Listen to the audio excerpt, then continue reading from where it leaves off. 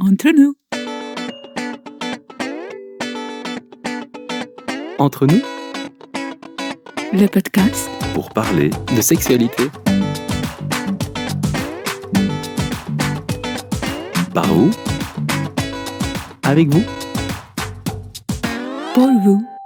Bienvenue dans le 56e épisode du podcast Entre nous, le podcast du Lovell Center, un lieu dédié à la relation et à la sexualité, localisé à Bruxelles, mais également disponible via les podcasts à l'international. Dans cet épisode, j'ai invité Marie-Noël. Bonjour Marie-Noël. Bonjour Olivier. Et on va parler de Kundalini. Effectivement. Un sujet passionnant, mystérieux, fabuleux, magique et surprenant aussi. Et parfois troublant et déroutant peut-être même. Tout à fait. C'est un sujet très vaste et qui éveille aussi beaucoup de questionnements, parfois beaucoup de peur également. Est-ce que tu pourrais, avant de rentrer dans le sujet, te présenter en quelques mots ? Je suis thérapeute depuis plus d'une quinzaine d'années. J'exerce à Bruxelles et j'ai eu un parcours où j'ai expérimenté pas mal de choses et j'ai fait pas mal de formations également. J'ai commencé par les constellations familiales, ensuite les constellations karmiques également. Et quand j'ai commencé à exercer en constellation, j'ai eu rapidement une sorte de frustration qui était que je voyais les gens et puis je les voyais plus. Et moi, j'ai senti vraiment le besoin de pouvoir suivre les gens dans la durée, dans quelque chose de plus régulier, de plus continu. Et c'est à ce moment-là que j'ai commencé les études de thérapie psychocorporelle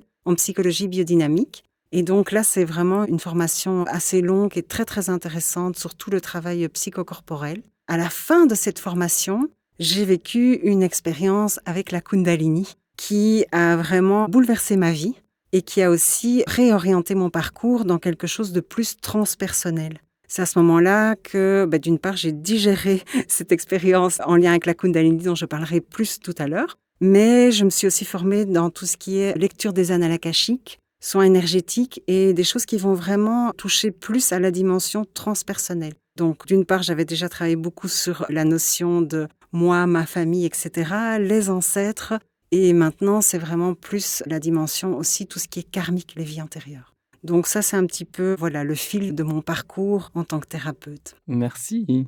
Effectivement, on va parler de ce sujet très mystérieux de la Kundalini, de par en fait ton expérience. C'est vraiment une expérience à la base. C'est ça qui t'éveille aussi à ce questionnement, cette recherche, cette mise en mouvement, d'être en chemin sur cette découverte aussi psychocorporelle et qui touche à l'âme aussi, à tout ce qui est un peu subtil.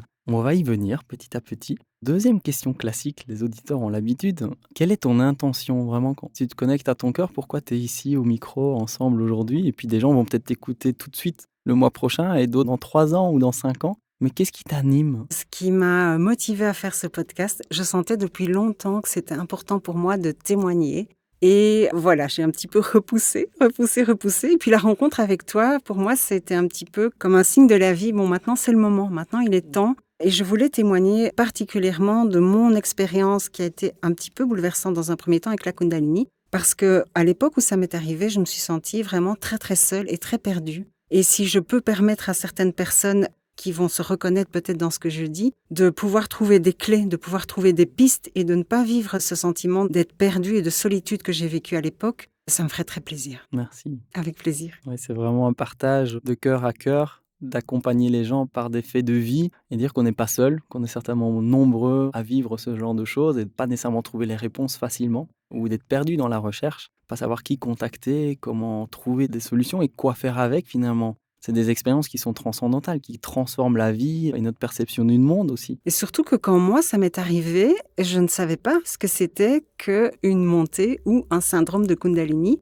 On cherche toujours à mettre des mots. Quand ça m'est arrivé, effectivement, moi, j'ai cherché à mettre des mots sur l'expérience. Et les mots que j'ai mis à l'époque, c'était le mot initiation. Parce que c'est un peu comme quand on a une maladie. Quand on a une maladie, on ne sait pas ce qu'on a comme maladie, c'est un peu insécurisant. Tandis qu'ici, je vivais une expérience sur laquelle je ne pouvais pas mettre des mots. Et du coup, le mot le plus approprié pour moi, c'était initiation. Et ce n'est que des années plus tard que j'ai compris qu'il s'agissait de Kundalini et de montée de Kundalini. Ce qui est difficile quand tu le vis, mais que tu ne sais pas ce que c'est que la Kundalini, c'est où trouver de l'aide parce que tu ne vas pas taper sur Internet Kundalini. Ouais. Ça nous surprend et on ne sait pas ce que c'est, quoi. Exactement. Je prends un exemple, j'ai une personne une fois qui m'a partagé qu'enfant, elle avait vécu des orgasmes, mais elle ne savait pas ce que c'était, évidemment, on lui avait jamais parlé, mais très jeune, à 9-10 ans. Oui. Mais avant toute vie sexuelle active, classique ou quoi que ce soit. Et c'est resté une passion, elle a essayé de comprendre jeune, mais elle a abandonné. Et c'est seulement bien plus tard, dans la vingtaine, quand elle a fait l'amour et qu'elle a eu des expériences, que tout s'est réactivé. Mais c'était ça! Et donc elle est restée, t'imagines, Oui, oui. plus de 10 ans avec ce questionnement, dire: «J'ai ça, j'ai vécu une expérience» et c'est au moment où elle s'est reproduite qu'elle a pu mettre des mots dessus. Mais c'est ça. Parce que c'est pas évident de mettre des mots, quand bien même, quand on dit orgasme, ça veut dire quelque chose de différent pour tout le monde presque. Ah bah oui, On a l'impression que tout le monde signifie la même chose par le terme orgasme, alors que non, en fait. parce que les expériences de l'orgasme sont tellement variées d'une personne à l'autre aussi. Ouais, et fluctuante. Ah, c'est passionnant. Et la Kundalini également, on y viendra. Oui. Je me mets aussi dans l'exercice de présenter mes intentions. Oui. Mon intention, c'est de te donner la parole dans ton histoire, dans ce que tu as envie de partager au monde aujourd'hui. C'est ton moment. Et j'imagine plein de gens seront hyper contents de ton audace de partager ça et de l'accompagnement que tu proposes. Et en même temps, d'offrir aux gens qui nous écoutent des réflexions qu'on n'aurait peut-être pas tout seul, des questionnements. C'est de s'accompagner les uns les autres en tant qu'humains sur ce parcours surprenant de la vie et aussi de la sexualité, parce qu'on fera un lien à la fin sur Kundalini et sexualité. Et donc voilà, c'est un moment de partage de réflexion qu'on a souvent en privé, entre passionnés, et on le propose à un grand public qui le trouvera par lui-même sur son chemin d'initiation personnelle d'ailleurs. Par quoi tu auras envie de commencer ce partage? Ton histoire, ton expérience? Je vais peut-être partager directement mon expérience, Ouais. je pense que c'est bien. Je vais juste rajouter par rapport à tout à l'heure quand j'ai fait la présentation, la dernière formation que j'ai suivie, c'est la Yatra Kundalini Activation. Je ne l'ai pas citée tout à l'heure, mais j'y reviendrai aussi dans mon partage.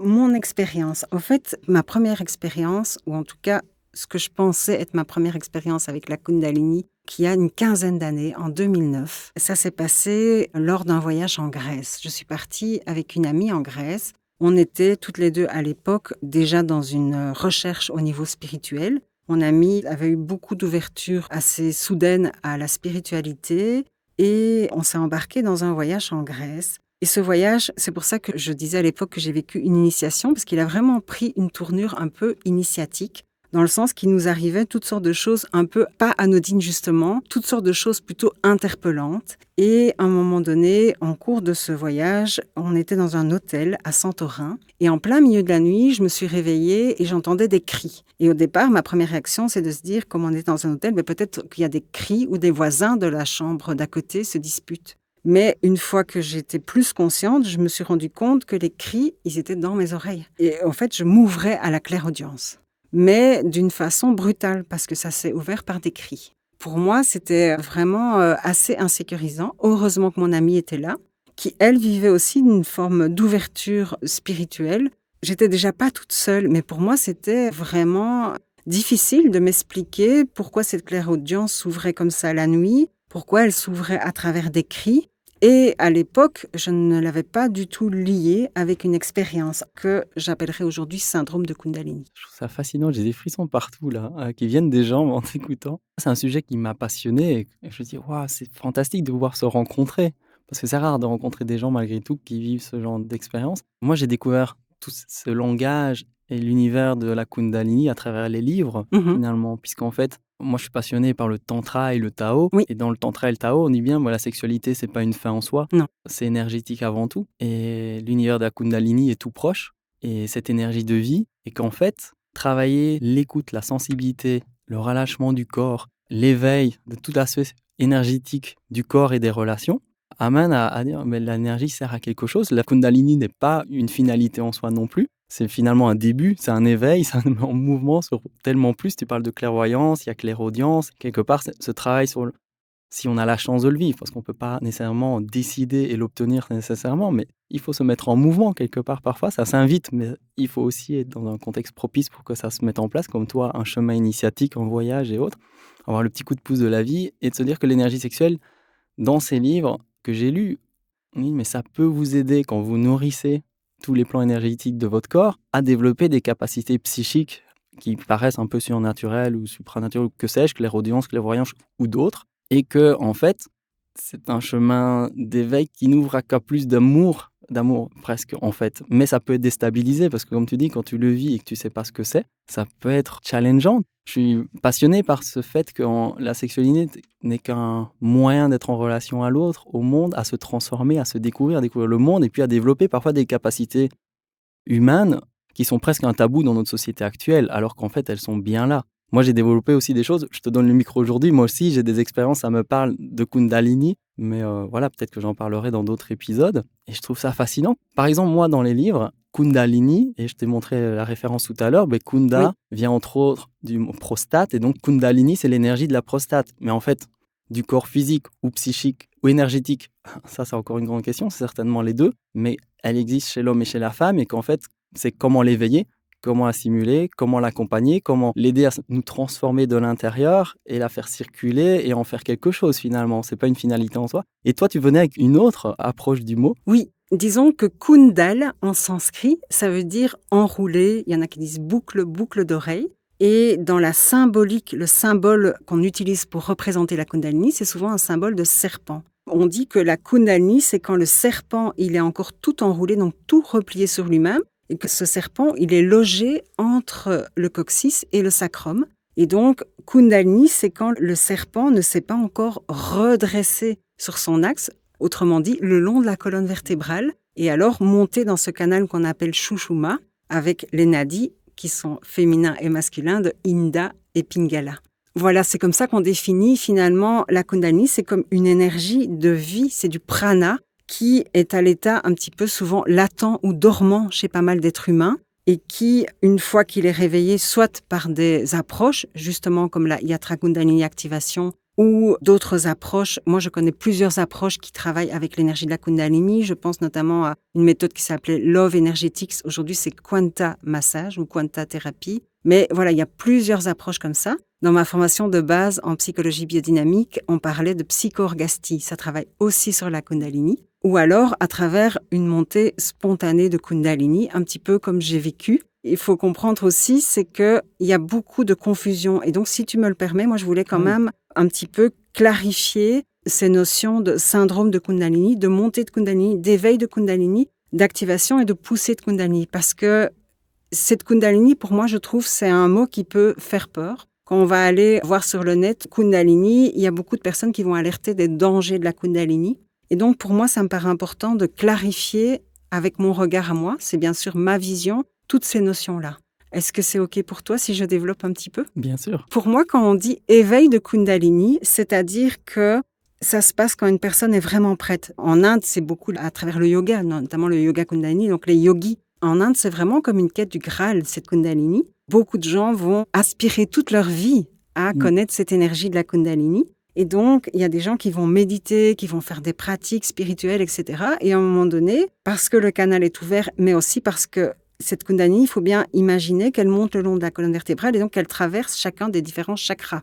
Chakras qui sont des roues d'énergie et qui ont chacun une coloration différente. Le premier chakra, ça va être plus la sécurité, l'ancrage, etc. Le deuxième va être lié à la créativité, la sexualité. Enfin, chaque chakra a sa coloration. Maintenant, quand la Kundalini commence à monter, mais que les chakras ils sont encore un petit peu obstrués, qu'il y a encore des cristallisations, qu'il y a encore des émotions qui sont contenues, etc., c'est là qu'on va parler de syndrome de Kundalini. C'est-à-dire qu'il y a une ouverture à cette Kundalini, mais qui ne se fait pas adéquatement parce qu'elle rencontre des obstacles. Et pour revenir à mon expérience où la clairaudience s'est ouverte, le problème des personnes qui sont concernées par ce syndrome de Kundalini, c'est que leur entourage peuvent dire d'elles « tu vis un épisode psychotique ». Et donc les amener à aller dans un hôpital psychiatrique. Ce qui, du coup, est très déstabilisant parce que, au fond de soi, en tout cas au fond de moi, quand moi je l'ai vécu, j'étais persuadée que je ne faisais pas un épisode psychotique, mais j'étais confrontée à des gens qui me disaient « tu fais un épisode psychotique ». Et donc là, tu es entre ta conviction profonde, ce que tu ressens au plus profond de toi et à ton fort intérieur, et puis les autres, la vie de l'extérieur. Et des personnes fragiles, des personnes sensibles peuvent peut-être oublier ou dénier ce qu'elles ressentent et donner du pouvoir finalement à cet extérieur qui dit tu es en train de faire un épisode psychotique et du coup se retrouver. Moi, j'ai écouté beaucoup de témoignages où des personnes se retrouvaient à l'hôpital ou ont fui l'hôpital.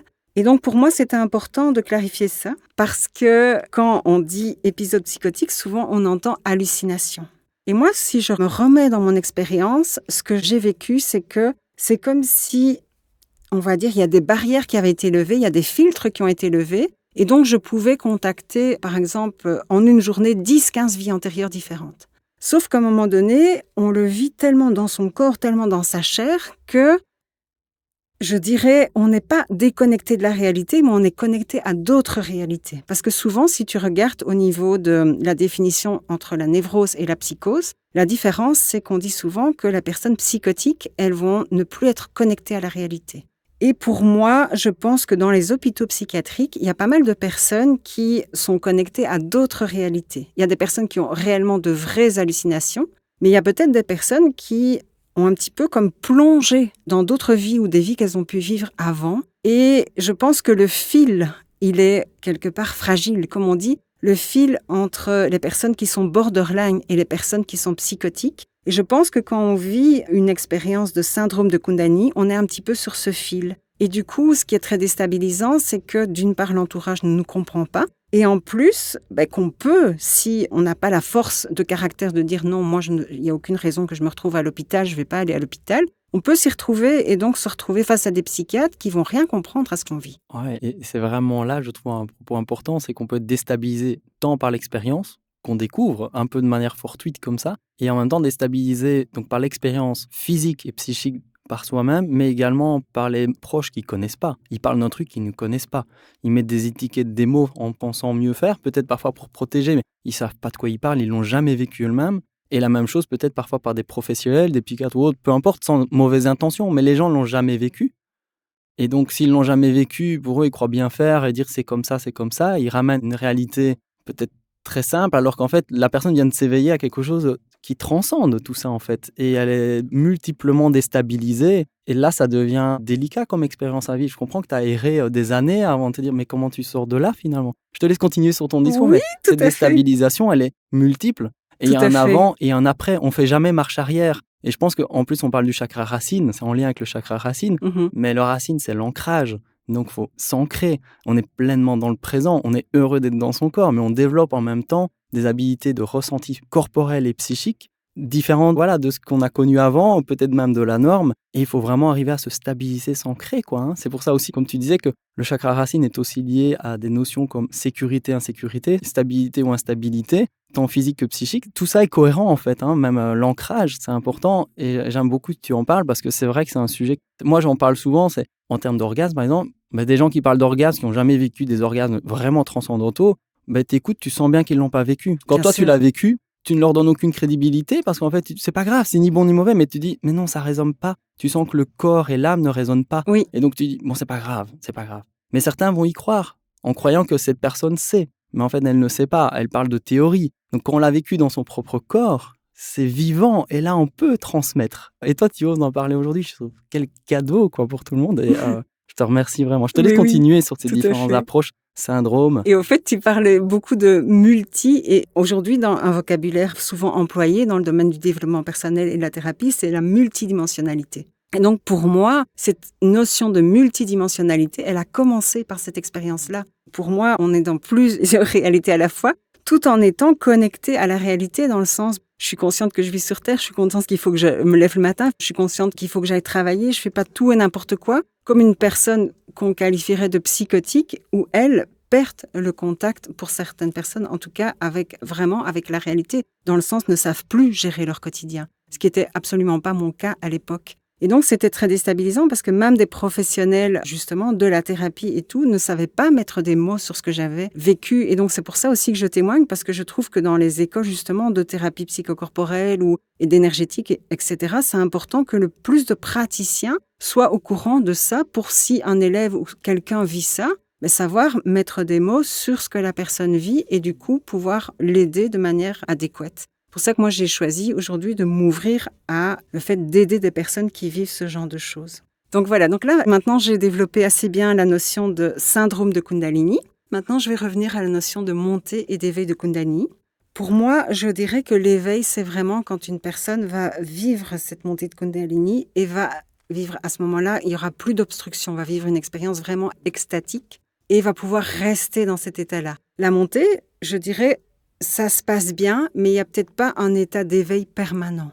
Et la poussée, là, ce qu'on pourrait dire des petites poussées, je vais revenir à ce moment-là à la Yatra Kundalini Activation. La Yatra Kundalini Activation, c'est une méthode qui permet de vraiment venir activer notre énergie vitale par un processus de lâcher prise. La personne, elle est couchée sur un matelas, les paumes vers le ciel, et elle va écouter une playlist.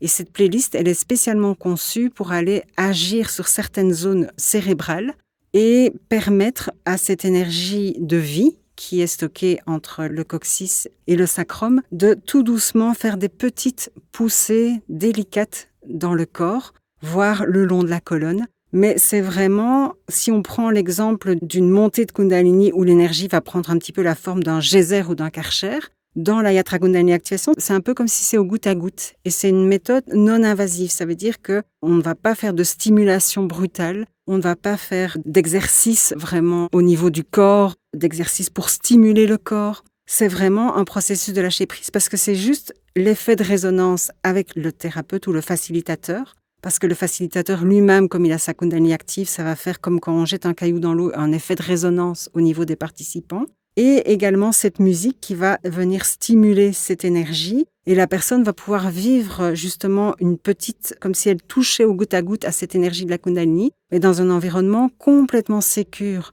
où il n'y a rien d'invasif, il n'y a rien de dur. Et c'est vraiment la personne vit son processus comme elle le sent, puisque finalement, elle est seule maître de son énergie. Et c'est elle qui va la laisser passer ce qui est juste pour elle, ce qu'elle peut recevoir à ce moment-là. À dose physiologique, à dose comme Oui, le corps c'est est ça. prêt à recevoir, à produire, à être sensibilisé. Il n'y a rien qui brutalise, c'est doux Oui, et progressif finalement, à dose physiologique. c'est ça, exactement. C'est pour ça que moi, j'ai totalement confiance dans ce processus, parce que c'est vrai qu'après l'expérience que j'ai vécue, moi, j'étais un petit peu en difficulté au départ avec cette énergie de la Kundalini. Et maintenant, justement, dans une séance de Kundalini Activation, j'ai reçu le nom de mon prochain site qui sera Kundal in Love, parce que mon processus est un processus de redevenir en amour de ma Kundalini. Alors qu'au départ, c'était un peu chahuté. Ouais, c'était une confrontation surprenante. Oui, surprenante, bousculante. Et pourquoi j'ai dit au départ que je vivais une initiation, c'est-à-dire que quand j'étais juste avant de vivre cette montée de Kundalini, j'ai fait un processus qui s'appelle le voyage du héros. Le voyage du héros, c'est un processus en Gestalt thérapie où, dans le cadre d'un stage, on se met en quête de notre trésor et avant de rencontrer notre trésor, on va rencontrer nos ombres. Et dans ce voyage, qu'est-ce qui s'est passé pour moi? C'est que mon ombre, c'était la peur de la folie. Et mon trésor, c'était le feu sacré. Et donc, c'est comme si ce qui s'était vécu dans ce stage, je vais dire symboliquement sur les 3-4 jours de stage, après, s'était manifesté dans la réalité concrète de ma vie, où j'ai vraiment rencontré mon ombre, cette peur de la folie, pour trouver ce trésor qui est le feu sacré de la Kundalini. C'est très beau. Ça donne encore plus de compréhension pour nous auditeurs de ce voyage, cette initiation dont tu parles. Mais voilà, c'est magnifique, étalé sur des mois probablement. Exactement. Et un chemin personnel parsemé probablement d'expériences diverses. Oui, parce qu'il faut savoir que ces perceptions extrasensorielles qui se sont ouvertes très très fortement à ce moment-là, à un moment donné, il y a eu un réflexe de fermeture parce que ça m'a fait peur. Et donc, je veux dire, il y a quand même la sagesse du corps qui a fait que ça s'est refermé.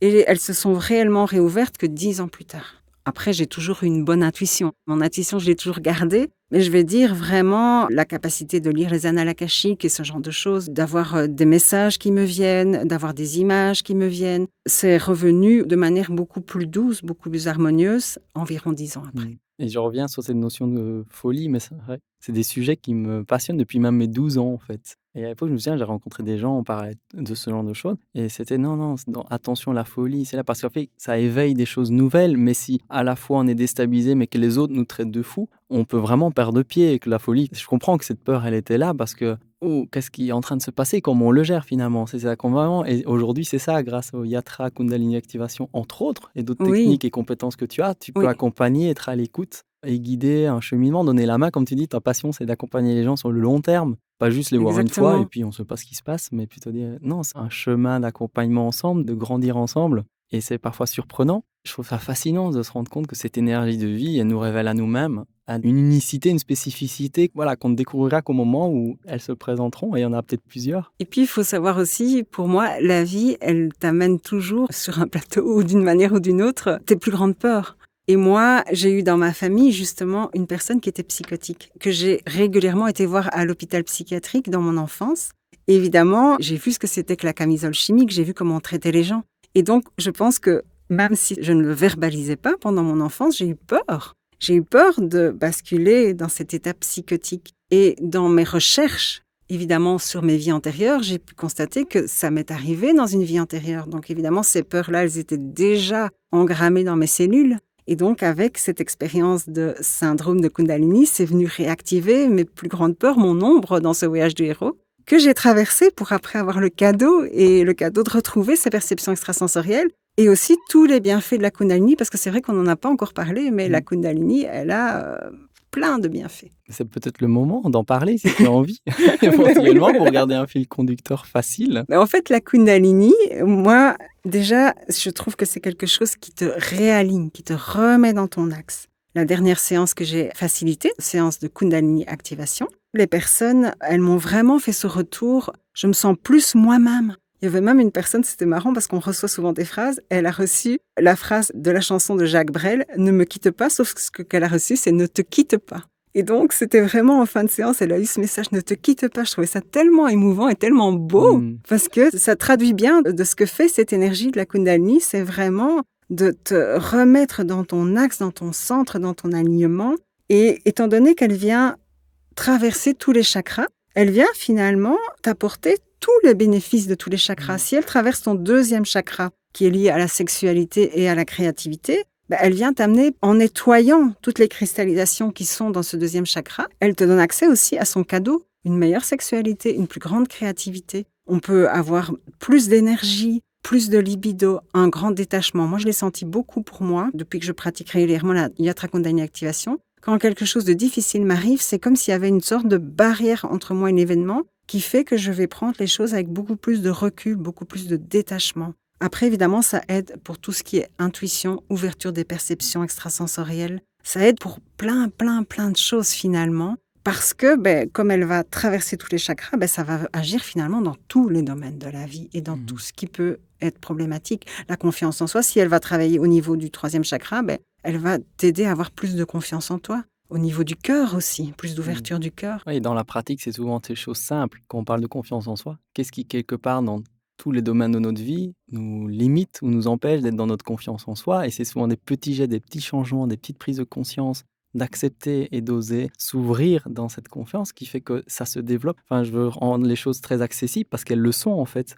Tous ces parcours de développement personnel ou autre, c'est souvent des tout petits changements qui ont l'air de rien, mais tous mis l'un derrière les autres.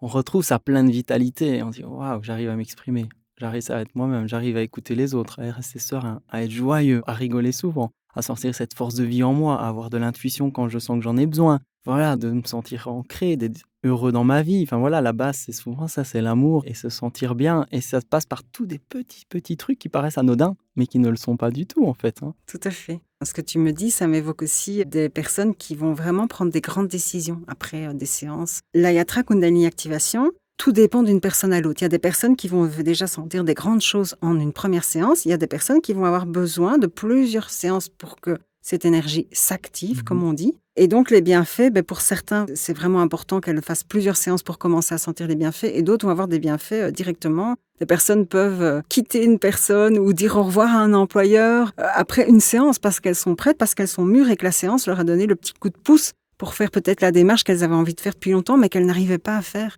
Moi, j'ai une amie à qui j'ai donné une séance, elle m'a dit, j'étais un petit peu lymphatique, comme ça, je n'arrivais plus à aller dans l'action. Elle a fait une séance avec moi et elle a dit, ça m'a remis dans l'action. Donc, voilà, un petit peu le genre de choses qu'on peut vivre après une ou plusieurs séances. Ce que je voulais préciser aussi, c'est que dans le mot Yatra Kundalini Activation, on entend activation. Et parfois, ça prête à confusion parce que les gens pensent que la Yatra Kundalini Activation, le but, c'est que d'activer cette énergie. Mais je dirais que ça, c'est l'activation, c'est le premier pas. Après, évidemment, c'est de laisser l'énergie agir. Et du coup, c'est un petit peu comme un processus thérapeutique. L'énergie va venir nettoyer tout ce qu'elle a besoin. Et dès qu'on vit une petite contrariété, qu'on a envie de clarifier quelque chose, qu'on vit quelque chose d'un peu difficile dans notre vie, on peut refaire une séance. Et chaque séance sera différente parce qu'elle viendra libérer et travailler ce qui est mûr à être travaillé. Donc, c'est pas juste une séance où l'énergie s'active. C'est après, une fois qu'elle est activée, c'est au contraire le début du chemin, le début du travail. Et bien évidemment, au Lovell Center, on fait un podcast qui est en lien avec la sexualité. Et quel est le lien que tu ferais ou pas entre Kundalini et sexualité et énergie sexuelle finalement? Qu'est-ce que ça t'évoque en fait toi dans ton parcours, tes compréhensions et ton expérience personnelle? Et moi j'ai envie de dire, parler d'énergie de vie, parce que dans ma formation en psychologie biodynamique, on parle d'énergie de vie. Par exemple, tout ce qui est travail de respiration, le but, c'est de faire circuler l'énergie de vie. Et pour moi, j'ai envie de dire que l'énergie, au départ, c'est une énergie de vie. Après, de nouveau, selon où elle va passer, elle va prendre une coloration plus sexuelle ou plus transpersonnelle ou plus spirituelle.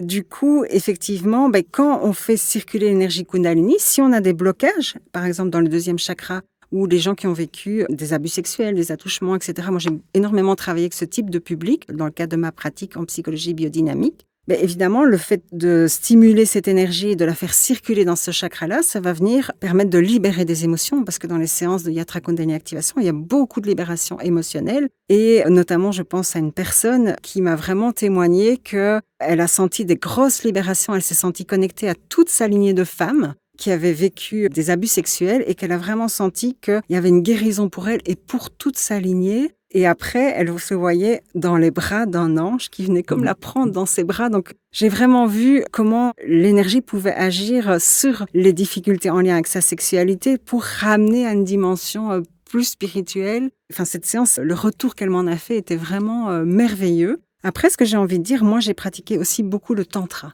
Donc le tantra, on y parle beaucoup de sexualité sacrée. Et ce que j'ai envie de dire, c'est que le tantra, en tout cas, moi j'ai fait le Sky Dancing Tantra, donc ça se base sur Osho. Mais Osho, c'est un maître spirituel indien aussi.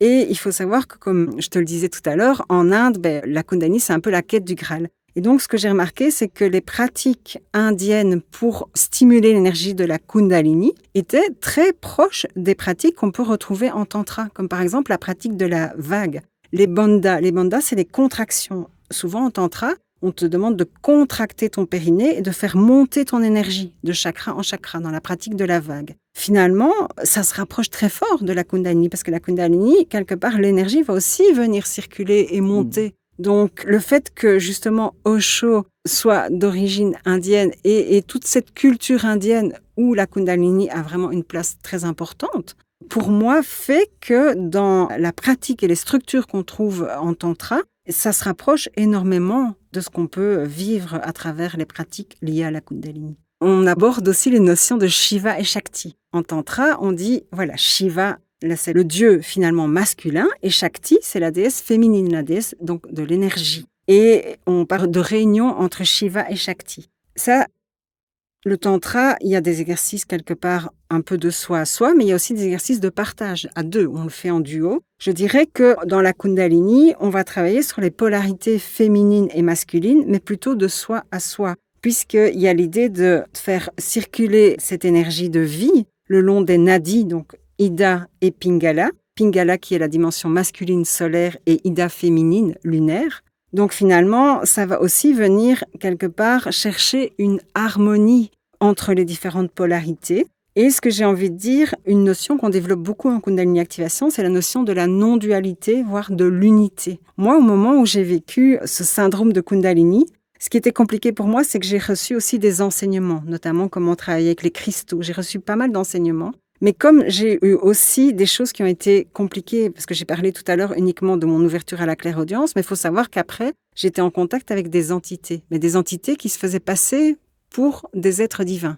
Donc, ce qui créait beaucoup de confusion à l'intérieur de moi, et ce qui fait que je ne sais pas, dans les enseignements que j'ai reçus, qu'est-ce qui est à garder ou qu'est-ce qui n'est pas à garder. Parce que quand tu t'ouvres, c'est comme si tu t'ouvres sans filtre. Surtout que là, ça ne s'est pas fait dans le cadre d'une pratique spirituelle ou dans le cadre d'un stage. Mais ce que je vois, en tout cas, pour revenir à la notion entre Kundalini et sexualité, moi, dans mes pratiques tantriques, j'ai fait à plusieurs moments des expériences d'unité, de non-dualité, ce qu'on peut également vivre dans la Kundalini. Donc pour moi, ça, c'est déjà un point commun aussi entre le tantra, la sexualité sacrée et la Kundalini. Oui, c'est fabuleux. Merci de ce partage. C'est chouette d'enrichir cet univers pour que chacun puisse avancer sur son chemin, là où il en est, avec ses questionnements, ses curiosités, et de voir qu'il y a tous ces liens qu'on peut faire. Et je te rejoins sur ce côté unité, ce côté d'ouverture, d'élan de vie. Cette énergie de vie, elle est puissante, elle transcende les choses, elle amène de l'harmonie, de la beauté. Et l'énergie sexuelle, c'est une énergie extrêmement puissante, on le sait, hein, et c'est quelque chose d'extrêmement Bien puissant sûr. et qui est justement un levier aussi pour accompagner en fait tout ce qui peut s'y passer ensuite. c'est pas une finalité et pour certains, ils transcendent et la sexualité, elle est presque secondaire parce que ce qu'on vit est tellement plus beau, plus fascinant. Et la sexualité est belle et garde ses lettres de noblesse quelque part, elle est à célébrer, mais en même temps, voilà, elle est parmi un spectre très vaste d'expériences très belles et parfois on utilise notre énergie de vie pour faire des choses fabuleuses. On transmet dans un art, dans une passion de vie, dans plein de choses.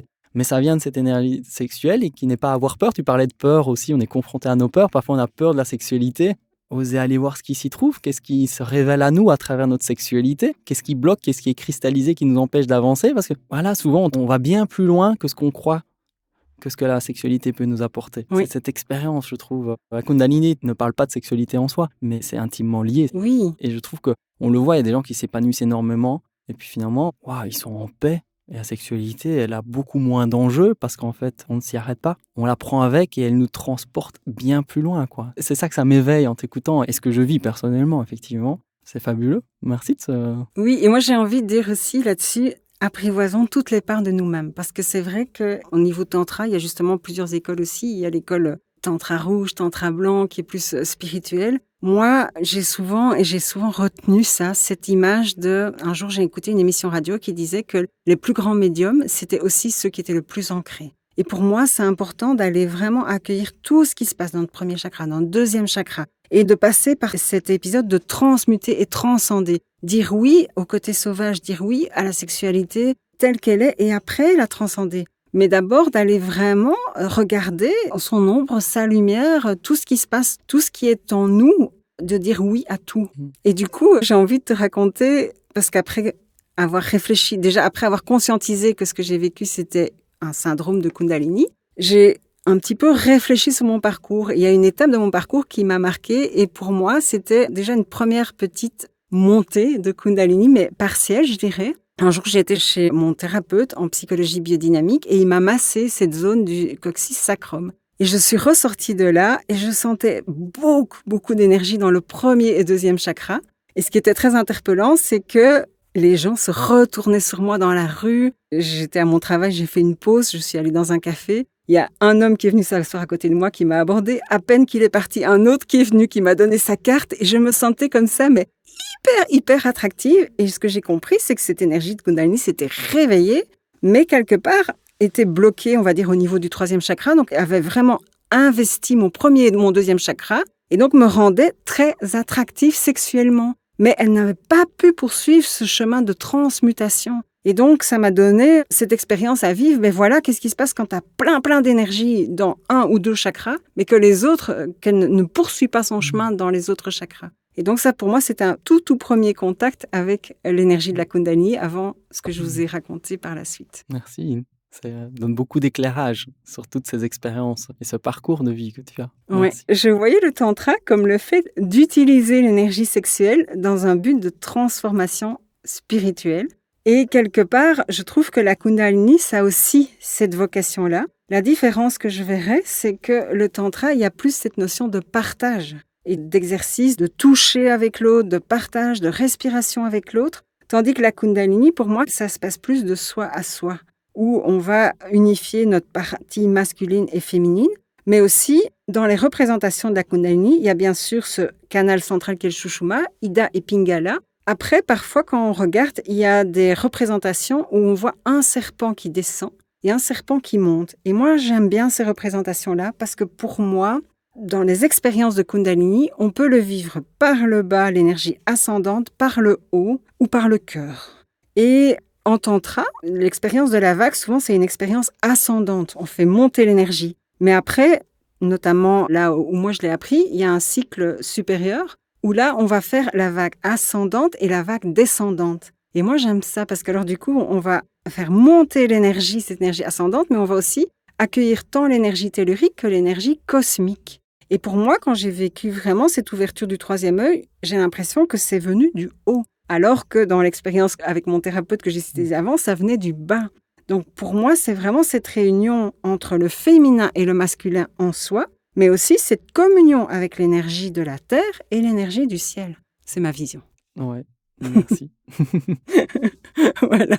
Et surtout ces sujets centraux que sont le corps, les sensations, le cœur, l'âme, l'esprit, la rencontre, l'amour, l'unicité. S'unifier à tout ça, à toutes les parties de soi. J'aime beaucoup quand tu parles que cette L'expérience de Kundalini, c'est vraiment une expérience individuelle, de soi à soi, Mhm. de rencontre de soi à travers tout ce qui se passe à l'intérieur de nous et dans notre vie, et se reconnecter à beaucoup de dimensions, tu en parlais tout à l'heure, et qu'ensuite, la rencontre à l'autre, elle est tout autre, évidemment. Oui. On développe beaucoup plus. C'est d'abord se rencontrer à soi. Comme la sexualité, c'est la rencontre de soi à soi d'abord. Oui. En plus, on est en paix, en joie et en éveil de soi-même. En plus, on est ouvert à accueillir ce qui se présente et être avec l'autre, vraiment, réellement avec l'autre. Oui, tout à fait. Mais je trouve que les deux approches sont intéressantes. Dans le tantra, on va se confronter à la polarité à travers la rencontre avec l'autre et c'est aussi très intéressant. Moi, j'ai beaucoup appris et je suis très reconnaissante de tout ce que j'ai pu trouver et vivre dans cette expérience de tantra. La Kundalini, c'est une expérience différente, mais pour moi, en tout cas, dans les pratiques et dans, par exemple, le travail de respiration, faire monter l'énergie, etc., il y a quand même énormément de similitudes. Et comment tu penses que... Parce que tu parlais d'une possible explication de l'étymologie Kundal, d'enrouler, ce serpent roulé bien connu, dans les textes en tout cas. Oui. Moi, je l'associe à ça.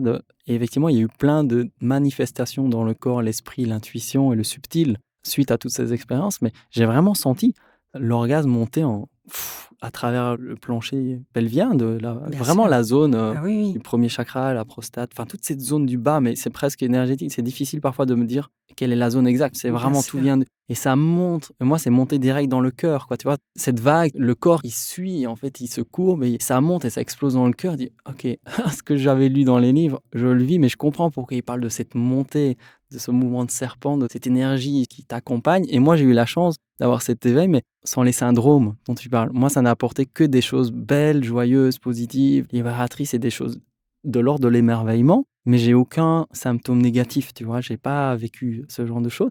Mais je comprends cette notion de montée et que ça Oui. passe à travers le corps de bas vers le haut et qu'on peut la faire circuler de haut en bas, même de l'avant à l'arrière, de gauche à droite. Enfin voilà, il y a quand même, on pourrait même considérer les 7 dimensions, tu vois. Haut, bas, gauche, droite, avant, derrière et le centre finalement. Et donc finalement, Complètement. on peut développer chacun avec sa propre curiosité, sensibilité, tout cet univers pour trouver son propre chemin en fait de notre unification. Ouais, ce que tu m'exprimes là, ça me fait penser un petit peu, je pense que c'est justement dans le livre que tu as là de Régine Desgrémont, où elle explique qu'on peut la contacter de différentes manières. On peut la contacter à travers l'énergie tellurique. Et là, souvent, on a beaucoup de spasmes, de mouvements involontaires du corps. Donc ça, c'est aussi une caractéristique de la Kundalini, c'est tous ces mouvements involontaires du corps. Voilà, dans certaines petites vidéos, je montre ça finalement. Ça peut être parfois, ça peut faire peur, mais en même temps, quand on le vit, c'est très, très agréable. C'est vraiment l'énergie qui met le corps en mouvement.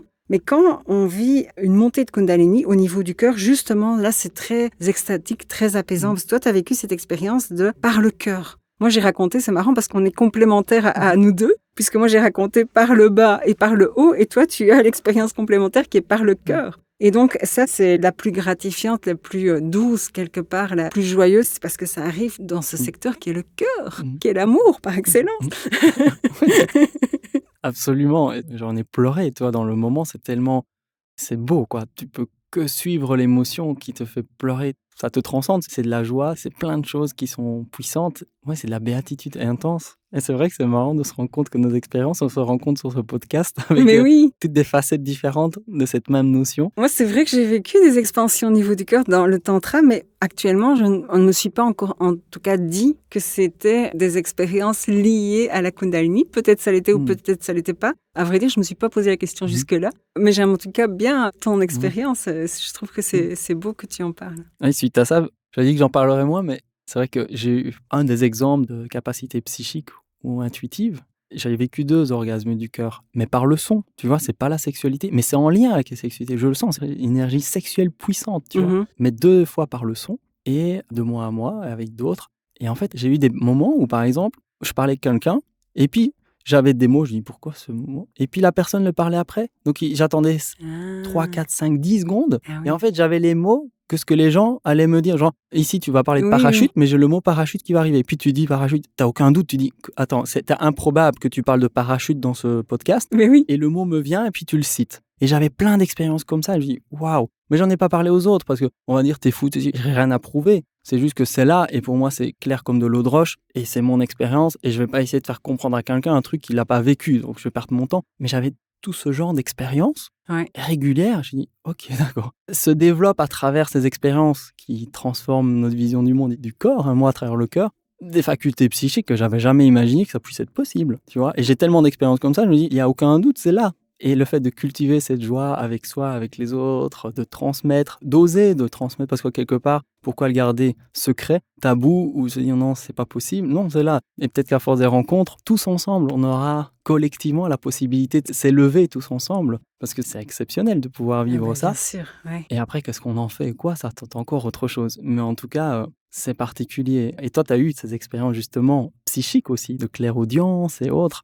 Et c'est des dimensions qui sont connues et qui sont connectées à des choses très pragmatiques du corps, du psychocorporel dont tu parles en fait, hein, de tout ce développement personnel. J'imagine que c'est en lien avec tout ce développement que tu as eu, hein, cette rencontre à Oui, toi-même. bien sûr, parce que moi, j'ai fait quand même des années de thérapie psychocorporelle avant, de travail sur moi. Donc, c'est pas arrivé de zéro non plus. C'est aussi une suite dans tout mon parcours, mais aussi par rapport à mon histoire de vie. Et c'est vrai que là, dans la formation que j'ai fait en Yatra Kundalini Activation, il y avait personne qui a vécu le syndrome de Kundalini. Donc, c'est quand même quelque chose qui reste, même si on en témoigne de plus en plus sur Internet, parce que je pense que Internet maintenant a pris vraiment un boom et les gens osent de plus en plus faire des vidéos, osent de plus en plus témoigner. Ça reste quand même un phénomène pas si courant que ça. C'est pour ça que je voulais vraiment l'aborder aujourd'hui, parce que parler de techniques qui activent la Kundalini, comme la Yatra Kundalini Activation, comme d'autres techniques, je pensais à Love Energetics ou d'autres, la psychoperistaltie, etc. On peut en parler, mais cette expérience spontanée, je pense que c'est vraiment intéressant. Et ce que j'ai envie de relever aussi, c'est que tu parlais du son. Et justement, dans la Yatra Kundalini Activation, c'est le son qui est un élément déclencheur. Donc, tu exprimes par ton expérience, finalement, quelque chose qui se vérifie dans la pratique.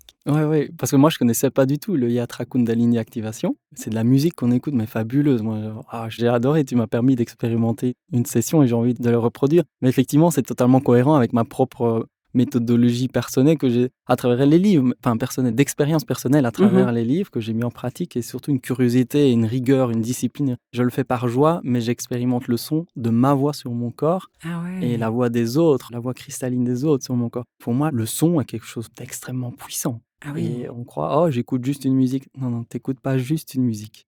Il y a Non, beaucoup non. plus.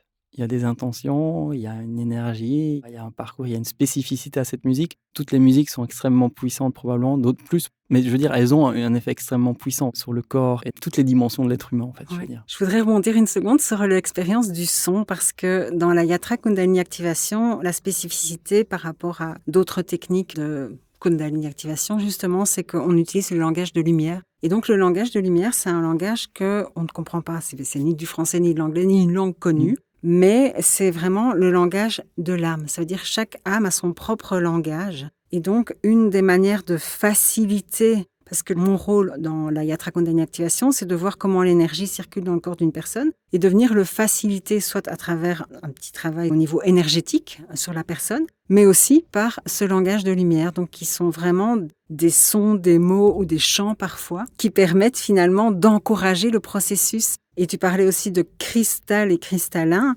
Moi, je fais aussi parfois du travail avec les bols en cristal, comme on a les bols tibétains. Et effectivement, ces sons cristallins sont d'une puissance incroyable. Ouais. Ça ouvre. Plus on est curieux, plus on ouvre des portes. Oui, et c'est fascinant. Je vois que le temps passe vite comme d'habitude. Est-ce que tu auras envie de partager l'un ou l'autre élément complémentaire qui te ferait sentir pleinement satisfaite de ce moment passé ensemble, de ce que tu avais envie de transmettre? J'ai envie d'inviter les gens, s'ils veulent en savoir plus, à regarder un reportage sur YouTube qui s'appelle « Au cœur de la Kundalini ». On y entend François Breton, c'est un reportage de Johan Chollet. Et vraiment, s'il y a des personnes parmi vous qui se demandent si elles vivent un syndrome ou une montée ou un éveil de Kundalini, c'est un reportage vraiment splendide et que je recommande à toutes les personnes qui se posent des questions. Effectivement, là, c'est plus lié à des montées ou des syndromes de Kundalini. Ça ne parle pas de la Yatra Kundalini Activation. Après, il y a plein de vidéos aussi sur la Yatra Kundalini Activation, notamment les vidéos de Céline Bergamini. Voilà. Mais on peut trouver beaucoup de choses sur le net à ce propos-là. Il y a aussi le livre de Love Energetics, on le mettra dans l'article, je pense qu'il y aura un article associé. Ça, c'est intéressant aussi parce qu'on y développe les différents stades d'ouverture de la Kundalini Et donc, en achetant ce livre, on peut voir si notre Kundalini est déjà un petit peu active. Par exemple, ce que j'ai envie de partager, c'est que les gens qui ont la jambe un peu folle, tu vois, les gens qui ont un peu la jambe qui n'arrêtent pas de bouger et qui ne savent pas stabiliser leurs jambes, en fait, c'est le premier stade d'ouverture de la Kundalini. Et beaucoup de gens ne le savent pas. Ils se disent pourquoi j'ai la jambe folle, pourquoi j'ai la jambe qui va toute seule. Et ils ne se rendent pas compte que c'est déjà leur corps qui appelle à justement à donner de la place à cette énergie de la Kundalini. Merci. Eh bien, on mettra tous les liens, effectivement, des livres qu'on a mentionnés et d'autres, et de toutes les pépites que les gens peuvent continuer à consulter pour avancer sur leur parcours. On termine le podcast par une gratitude. C'est libre. N'importe quelle gratitude que tu as envie de transmettre aujourd'hui, peut-être en lien avec ta vie personnelle ou ce qu'on a dit ou ton parcours, que sais-je. Voilà une gratitude que tu offres. Moi, j'ai envie de dire gratitude à la vie pour toutes les expériences qu'elle nous fait vivre et qu'elle nous permet de vivre, qui même si parfois peuvent être bousculantes dans un premier temps, quand elles sont transcendées, quand elles sont transmutées, arrivent comme un cadeau. Et puis gratitude à la rencontre aussi. Je suis très contente de t'avoir rencontré et d'avoir pu faire ce podcast avec toi. Merci Marie-Noëlle.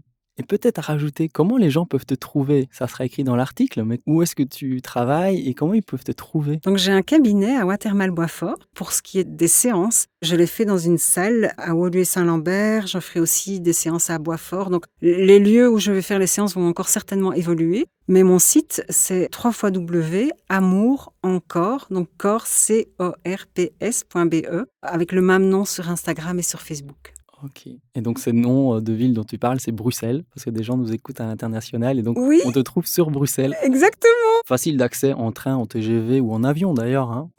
Oui, tout à fait. Ou en Blablacar si on le souhaite. Et j'ai envie de préciser aussi que je travaille également en ligne et que je vais certainement développer beaucoup plus le travail en ligne et que les séances de Yatra Kundalini Activation se font également en ligne. Ah. Oui. D'ailleurs, ma formatrice qui se trouve à Bali travaille énormément en ligne du coup. Ok. Merci beaucoup. Avec plaisir. Merci pour toutes ces pépites. À bientôt. À bientôt. Entre nous. Entre nous, Le podcast Pour parler de sexualité.